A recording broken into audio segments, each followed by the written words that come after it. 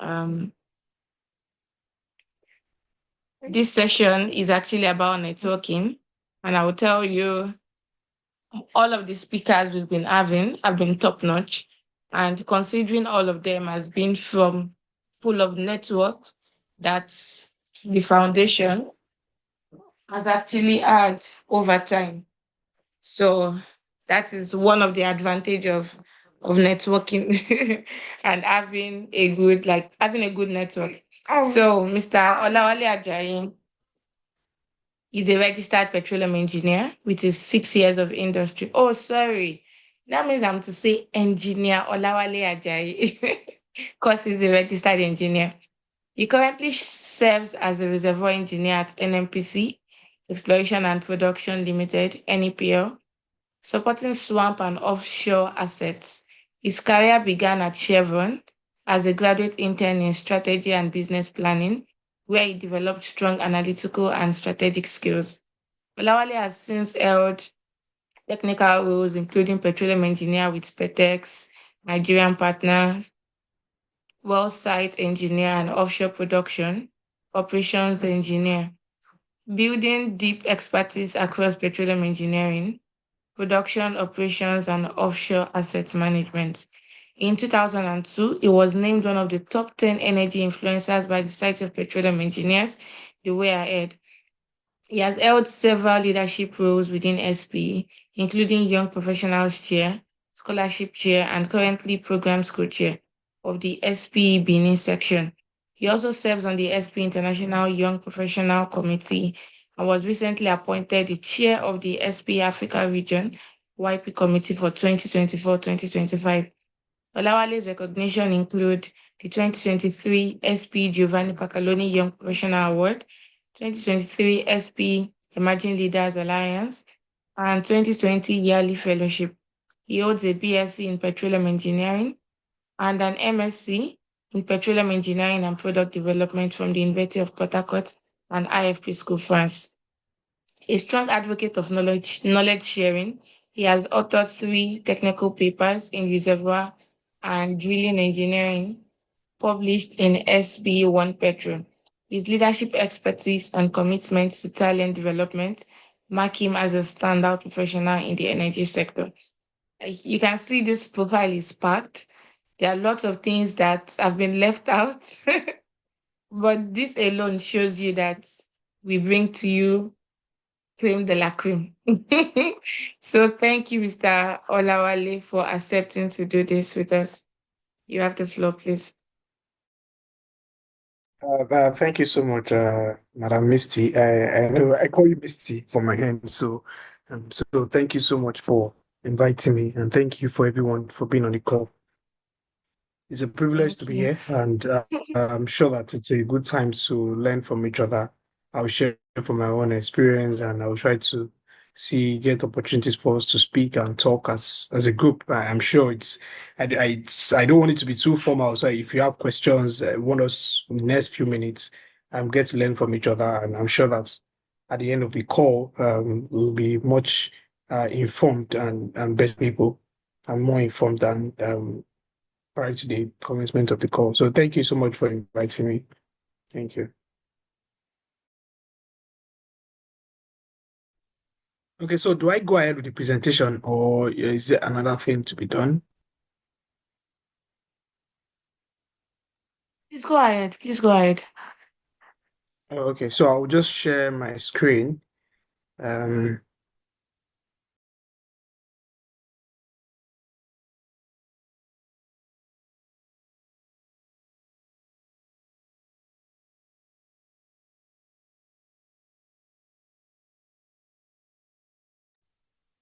Confirm I can be heard. Yes, affirmation. I can hear you. Okay, thank you. Good evening, everyone. So, in the next few minutes, we'll be talking around collaboration and networking skills, the for personal and professional growth.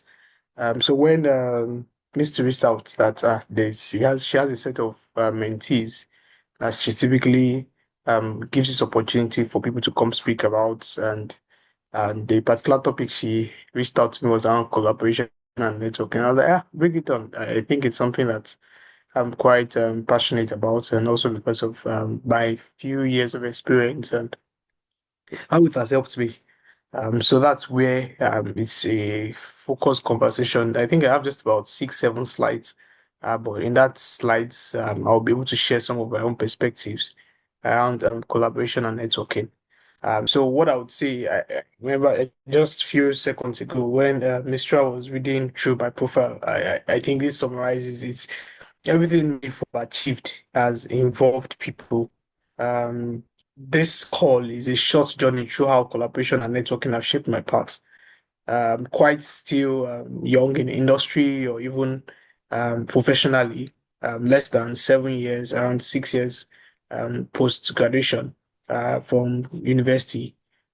So, but I could tell you that there's been a whole lot collaboration and networking has helped me achieve, and we're going to be discussing in the next few minutes around what are the skills, what do they really mean, how do we own them, how do we improve them, how do we make them serve for our own benefits, and that's what we're going to be discussing in the next few seconds, a few minutes. Apologies. So I don't know in terms of how we want to go on about it. If I should just go ahead with the slide completely, then at the end we take questions. Or you want to take questions within, or we should just go ahead just to confirm what typically. Um, Normally we do questions afterwards, but you can actually work with your style. Probably you want to engage them in between. I guess that's fine. Okay, thank you. Both options are fine for me. I would say so. If there are any questions at any point, you can use your raise hand option or you drop a comment on the box so that we'll take them as so it's just a very short slide, so about 5 slides. So that it's not going to be so much of interruption to have stock because I really want it to be interactive as much as possible and as much as people are available on the call. So it's just about 6 slides I have. So if you have any questions or any clarifications, you can just use your raise hand button and or drop it on the chat box, then we can have it. So I'll start with this question around why do these skills matter? Mission networking, why do they matter? One of the things that have really helped me and stood out for me in this journey is that you can't go far alone. People will help you multiply your impact. Just you alone, there's little that you can achieve. But if you have one person to yourself, it's a double achievement. I know the Holy Book says, for my own end, that one person will change 1,000, two will change 10,000. So there's just like a geometrical progression. So impact is not if you have one person doing something, if you have second person doing something, it's not just going to be two. It's a multiplying effect that it has. So but if you do things alone, yeah, you're just on your own. You try to, and I think that's one thing that we try to do, especially for those still in maybe in the university. The university is usually, especially in this part of the world, is programmed to help to probably want you to be very competitive. You want to read by yourself, you want to study by yourself because you want to be the best student in your class, which is quite fantastic. But outside the school environment, it's a different ballgame. Outside the school environment, it's a different ballgame. You need to collaborate with people, you need to work with people, and that is how you can achieve impacts, and that's how you can do better. So you can't go far alone. People will help you to multiply your impact. You can do things, but what people help you project, it makes it even better. So collaboration and networking, they are not just buzzwords, they are life skills. They are skills that if you're able to hone, if you're able to develop, and if you're able to perfect. These are skills that will set you apart. And one of the things I know is that success is really a solo project. I know we've heard of people that say they are self-made millionaires, self-made billionaires, or self-made people. I really don't say I'm not so I don't really buy that concept about life. I doubt if there's anyone that is self-made. We have all been impacted upon by maybe someone else, and someone else has added to you, either your teacher, either your parents, either your friends, someone else has contributed to your life. So success is really a solo project. You can achieve success by the help of others. So if you know that you can't live life alone, no man is an island, like based on that popular saying. So if you know that you can't live life alone, so why do we need to do life alone?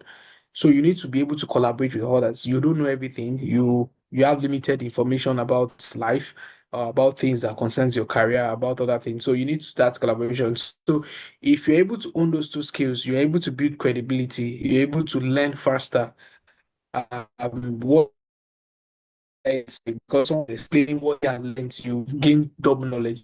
So it also helps you to assess new circles of opportunities. And one of the things I would say is that in my own journey for my career roles to volunteer within SP and other organizations, most of the things, the major leaps I've encountered were just based on conversation, based on the connection or a team that believed in me or in a shared goal. So that is how I see collaboration. That's how I see networking and play out across my career so far. So those are the things that stands out for me or stood out for me along the line. So one of the examples I tried to share was my internship experience while I was an undergraduate. So I interned in Chevron. That was about this is about 2013. That's like 12 years ago. And I was assigned to a department, and fortunately again I was assigned a supervisor. Supervisor 12 years ago is still my supervisor, or I would say my mentor as at today. And I think that particular incident is what's probably changed a lot about my life, or how it has helped me up to this point. So that same supervisor, while I was in school, while I was interning, about 5 months, 6 months, he became a mentor to me. So anytime while I get this done, I try to do it. Then at some point you say, and fortunately or coincidentally around that time, he was the I think the secretary to SP Lagos section. He was holding a role as at that time. And what he requested, and so anytime he's going for maybe meetings, maybe monthly technical meetings, he'll just while get along. So I'll just hop in his car and we go together. And so that experience, because while I was in school in uni, I wasn't so really involved in all those organizations. I just wanted to read and pass my book. That was all my take about academics then. But by the time I learned that, so when I even go back to school, I knew that I know I need to do beyond this. And that's how he became my mentor. After school, he was still functioning in SP. That he was even one that brought me on board, even when I got into school. So by the time I even went for my master's, after like 2 months of my master's, while I was doing my master's, I got an offer to do a graduate internship with Chevron again to come back the second time or the third time. So yeah. So, but because I was still 2 months into my master's, I still had like another 8, 9 months to take up that offer. There was no way I could get that offer um held down for me. Like it was absolutely no way, because that means you are deferring the offer for under 9 months. I tried, I could. Then I think 6 months later, I couldn't still do that. So I now went I now went to the company office. So I got to the company office. I was outside, like, please, if you give me offer in February, I want to resume sometime in September. Please help me. I was just there. They were definitely like those kind of standard organizations. Nobody allowed me in. Only for him to drive around that same time. And so, Wale, you're here. Okay, it was even part of people that told me to come to the office the next day, but they won't allow you in. So, but he was the one that now took my letter while I was still outside. So this was someone I was my supervisor or my network 3 years before, 3 years or 4 years after, he's still one pushing me to my papers. By the end of everything, I was able to get my letter submitted and I was taking it. Different examples of how he has been there. So networks are things that are very important in life. If you don't, it may make the journey more stressful, to make the journey much tedious. So, but if you have networks, good networks, if you have people that you can count on, and the reason why you could probably do that was I know that in my own little part as a student, as an intern, I went way and beyond just work. So, for instance, while I was interning, at some point, I think he had a baby, and it was a weekend. No, it wasn't work related. I left my house all the way from because I was staying on the island. Then I had to find a way to get to the mainland around VGC. Then I bought a gift. So I was just on my own, like just out of just. And I went to his house. He was very surprised. He's an intern. Even some of his fellow staff colleagues did not visit him. As an intern, I came to visit him, and it showed some sense of that this guy too has something to offer. If you have something to do outside of work, I try to volunteer. So it now built. It was not just because I was getting from him. It was not like this guy too has something to offer, and that's what networking is all about. So I'll go to the next slide around collaboration. What does collaboration look like? What does it mean to collaborate with someone? What does it mean to work with someone? It is less about the task. It is more about building trust with the person. It's not just about working with others. It's just working just is about working with others, not just alongside them. Just because the two of you are in the same office doesn't mean you are collaborating. It's just that you're working to achieve a goal. So it thrives on mutual respect. You're able to communicate, clear communication. This is what I expect you to do. This is what you expect me to do. There's a shared purpose. We all want to achieve something as a team. We all want to achieve something as a group. And that's what collaboration is. Collaboration is not because okay, we are in the same room, we are in the same class. No, but because we are working to achieve a particular goal. Maybe we have a task or an assignment and we need to. So those are the things that helps. So if you for someone like me that volunteers a lot, I remember one of the most recent initiatives when we did a on a scholarship initiative in my section in Benin. And I saw the magic of collaboration where people, different perspectives about life came together. And why? Because we wanted to give hope to students. We wanted to give people back. So that is collaboration. It helps. That experience actually taught me empathy and ability. So collaboration is about working with others, not working alongside them, just working with, not just working. It's just about working with others, and that's what collaboration is. And you need to have ensure that you have mutual respect for them. It's not because the person is your junior, the person is your senior. Yes, but there's that level of mutual respect for collaboration. While networking is, I think this one is something that we need to pay some attention to. So networking is more than just knowing people. If some people say, I know this guy, I know this guy now. I know him on LinkedIn. I know this guy. You know, like every other person, like you know everybody, and that's your person. But that is not networking. Just because you know plenty people does not mean you know how to network. That is not networking. Networking, which this particular sentence is something that really, really is dear to me. He said networking is about planting seeds before you need the tree. It is not because it is not when I know it's life happens. It's not because okay, I need internship opportunity. Then I need to go and look for somebody within the oil and gas industry to be my mentor because you already need internship opportunity. It's not because I need a job, then I need somebody who is working in the company. That is not networking. You already just want to get something done. But networking is about planting seeds before you need the tree. You need a job in 5 years' time. For instance, you get to meet someone today, not because you need a job now, but because you want to grow the relationship to the point that the person builds you, you're able to offer something to the person. And at the point that you need that help, the person is there. So networking is about planting seeds. It's beyond just knowing people. It's about planting seeds. When I say planting seeds, you just keep building, putting, making the pots, sowing seeds, so that by the time you need those help, it just comes freely. It doesn't really, but because you have sown the seed in time past. So that's what networking is about. It's a strategic way of building relationships that could support your growth, both personally and professionally. It's a strategy. It's not just about having knowing 100 people. It's not about I know LinkedIn could share your network. So that's a very shallow of to think of because I have 5,000 people following me on Twitter. Those are my networks. Yeah, it's social media. But in terms of knowing people when it really matters, that is what networking is. It's a strategy of building relationship. It is not transactional, and it's something that we need to also understand.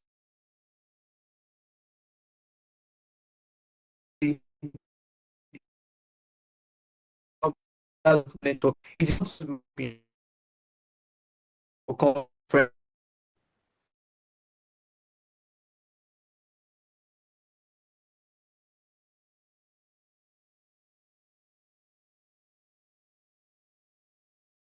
And after the conference, out of all the people you met, maybe you met 50 persons and you collected 20. You talk about who are the key people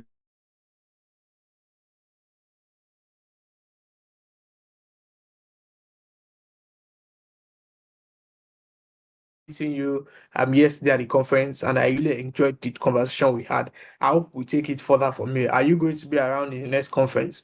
And you start up a conversation. You start up, you build interest with each other. And that is what networking is.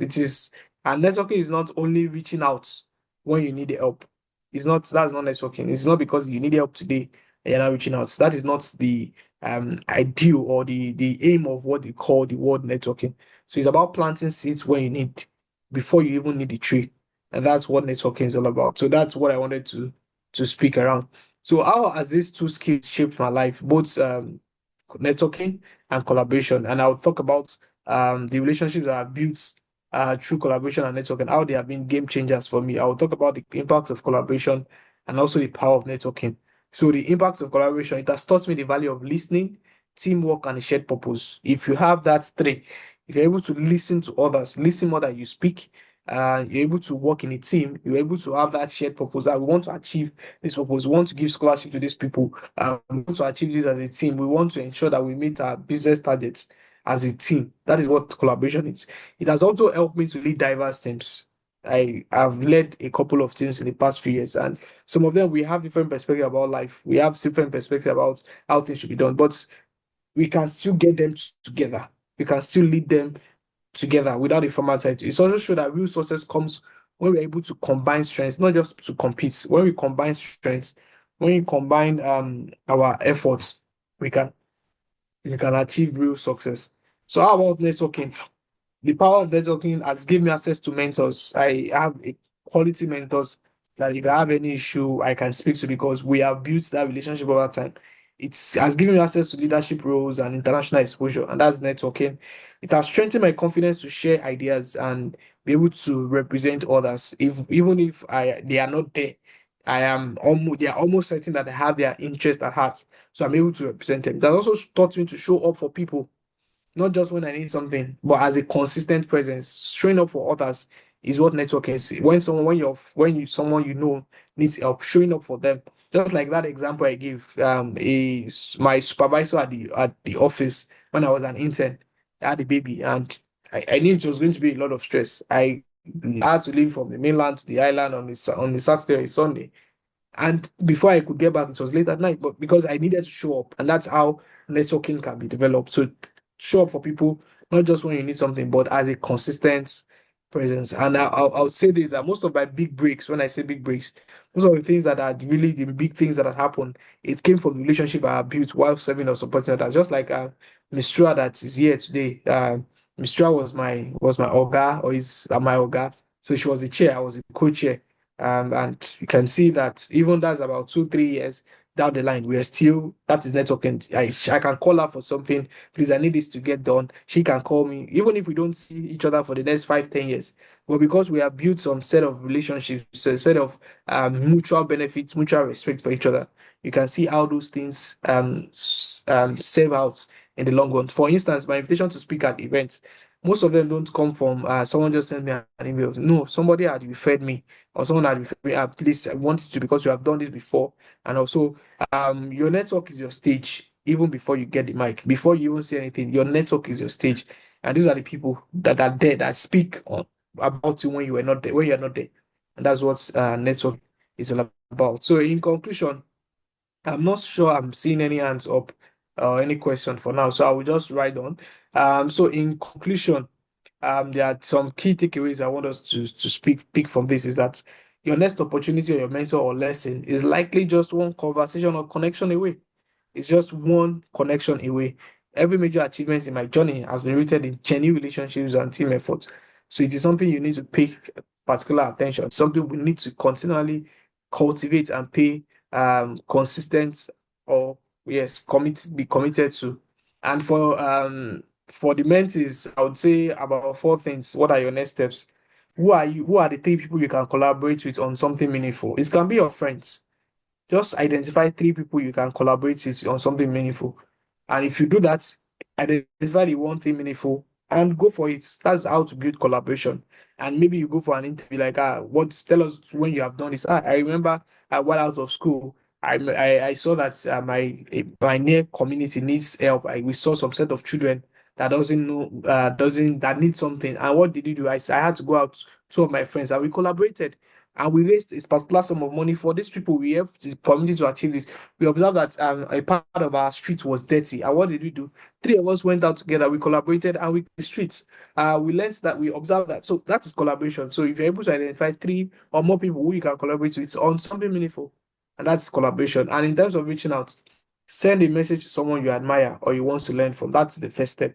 Send a message, and if possible, if the person responds, cultivate that relationship and learn from. Then also join a community, either based on your professional body or a volunteer group or interest based, or even from within your faiths.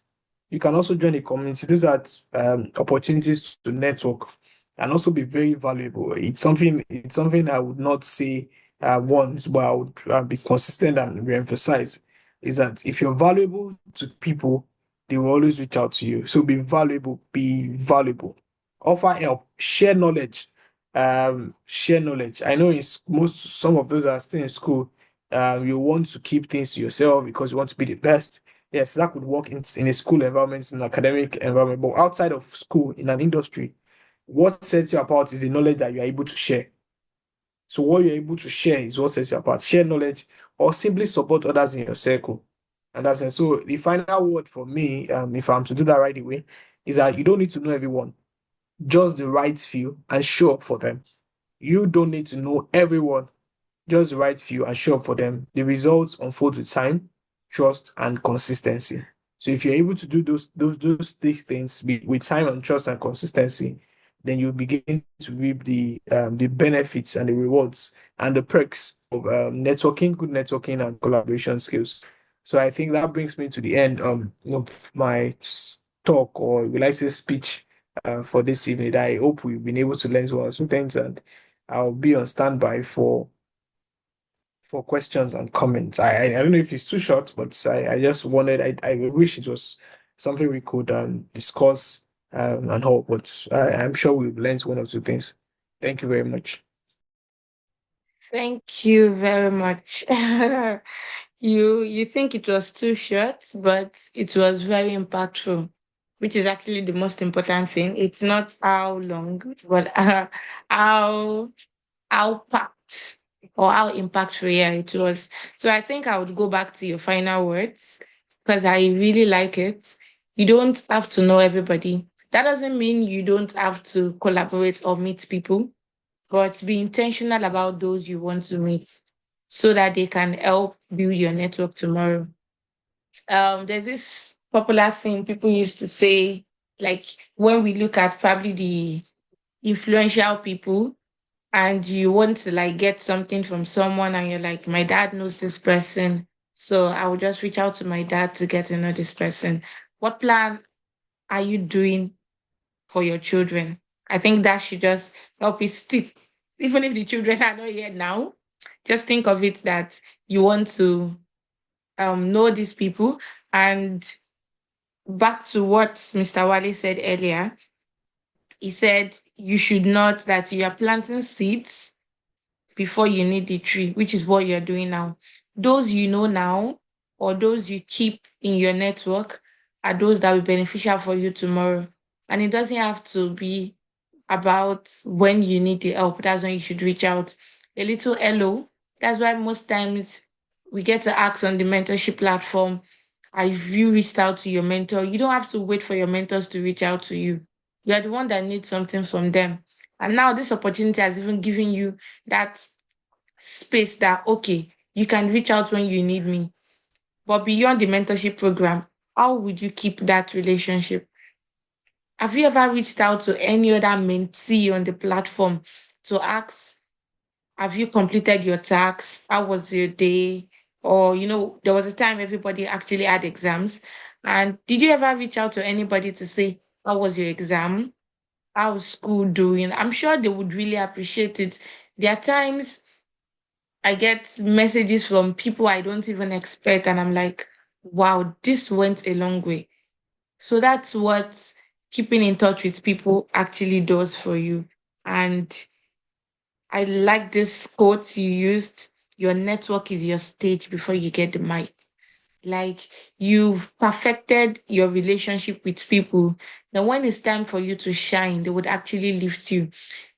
All of these things go around mentorship, sponsorship. Sponsorship, not in the context of probably seeking for funds, but in life, we all need sponsors. We need mentors. We need a beautiful network. And to do all of this, you have to be willing and open to communicate. Thank you very much, Mr. Wale. Like, I learned a whole lot, and I think I'm going to go back to my book and re-strategize. I liked all of what you shared, and I like how you personalized it because it's easier to relate when you hear people's story than someone just going by the books and giving you what's on Google or what's on ChatGPT or anything. So please, questions now. I would really appreciate if you ask questions.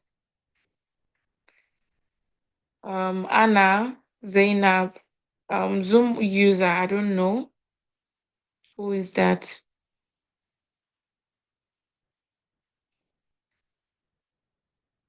Questions, please. Okay, you said something that I wanted to just really confirm. You know, most times when we go on LinkedIn, like, okay, let me use my LinkedIn for example. I get to see um numerous people, like everybody just sending connections, and at times I filter it and don't accept some. Wow, but a majority I accept because I'm like, probably there's something I would share that somebody would know or something from. Doesn't mean I shouldn't really accept every connection, because I might not even get to meet these people ever in life. Or like, how do you think I can utilize my loads of LinkedIn network?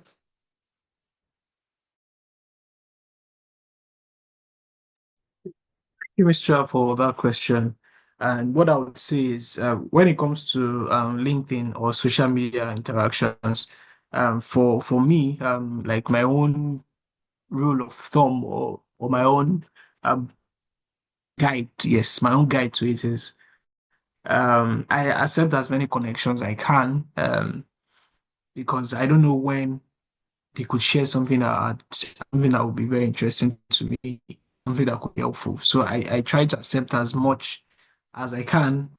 I'm very I really don't, maybe for now I'm not so much of a person that views relationship via LinkedIn. I think across my LinkedIn platform I have a number of connections, but maybe only three or so are people that I met on LinkedIn and we've remained friends. I'm not saying people that I've met outside, but friends on LinkedIn, and when I say friends, we became personal friends. Well, and none of that, maybe just three within the past 5, 10 years. So social media is not, for me, it's not a place where I make a lot of friends, but it's a place I get a lot of information. I try to get information on social media. I try to learn what people are doing and all. But people that I can really connect to, I try to make them more in person. Maybe that's my own personality or perspective about life. I try to have build meaningful relationships.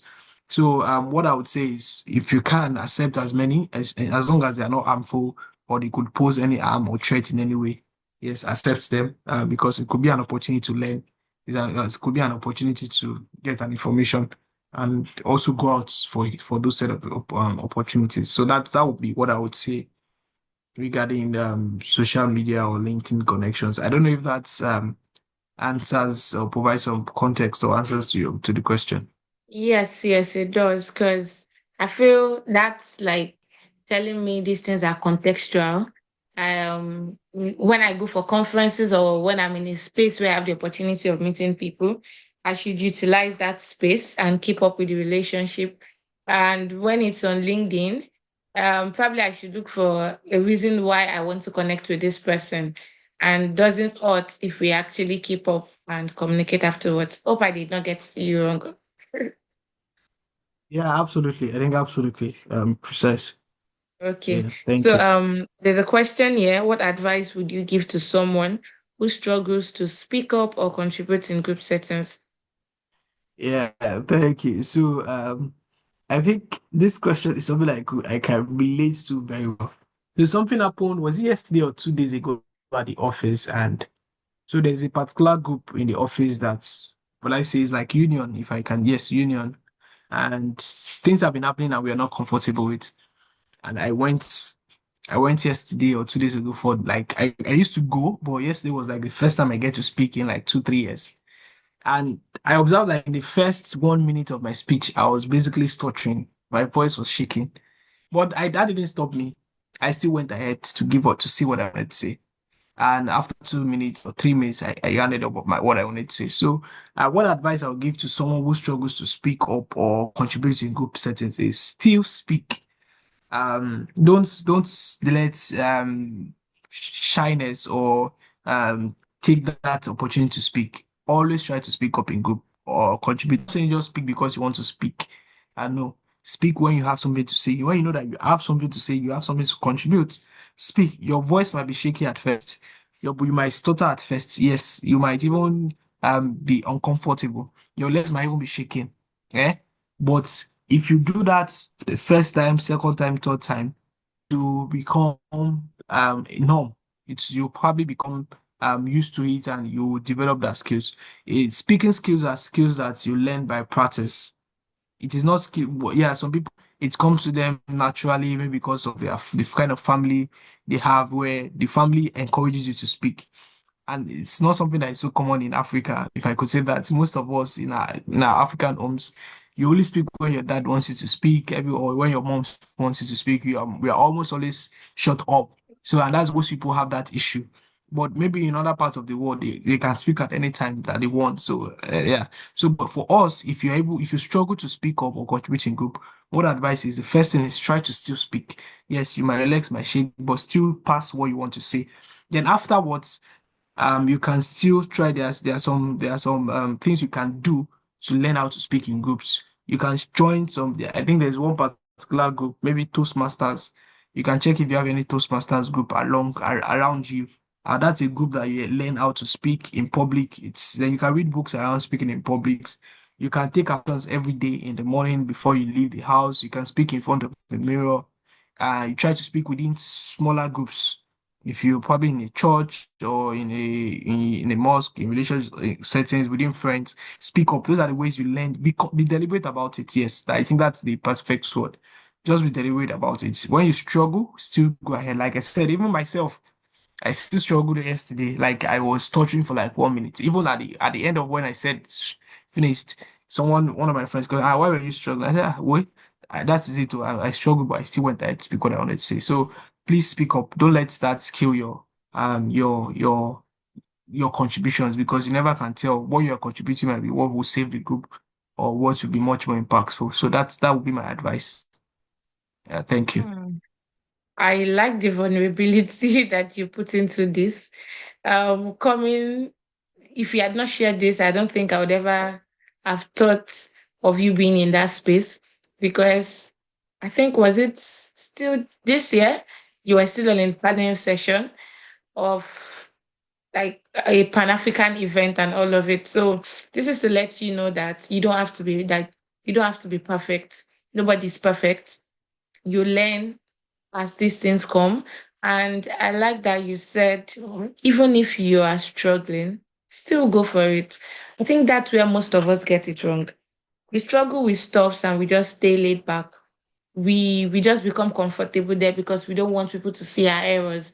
But if you don't show people where you need help, then you will not develop yourself. I think I remember the first time will I say officially, I've been doing some things, but on a larger scale, we had this technical session in SP, and they were looking for a moderator. It was towards December and a lot of people were going on vacation.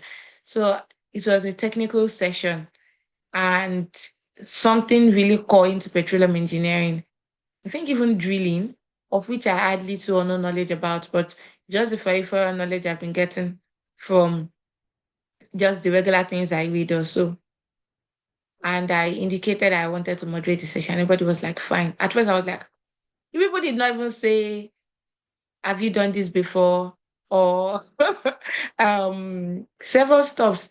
And I remember then, I think the chairman of the occasion was Professor Saka Matemilola, who is my mentor now.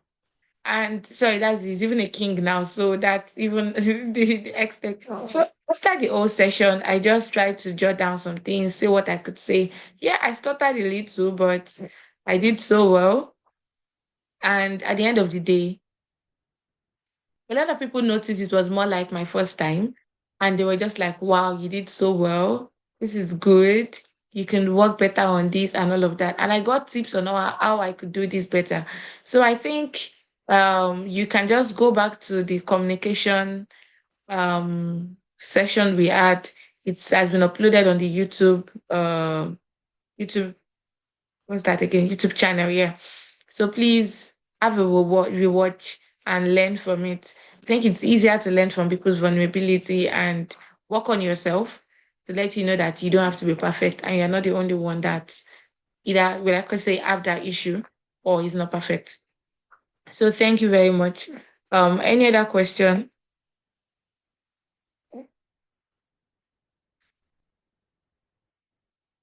If there is no question, I think we would call it a day.